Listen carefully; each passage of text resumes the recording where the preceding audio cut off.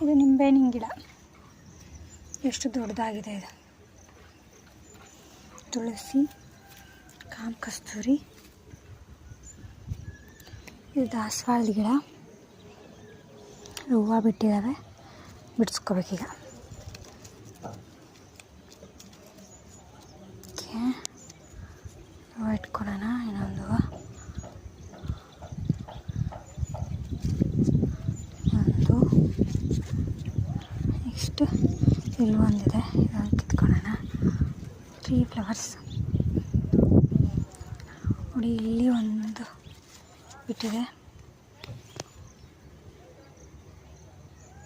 ಇದು ನೋಡಿ, ಇದು ಗ್ರೀನ್ ಟೀ ಮಾಡುವಂಥ ಲೆಮನ್ ಟ್ರೀ. ಇದು ಲೆಮನ್ ಟ್ರೀ. ಅದು ಈ ಥರ ಇದೆ ಟ್ರೀ.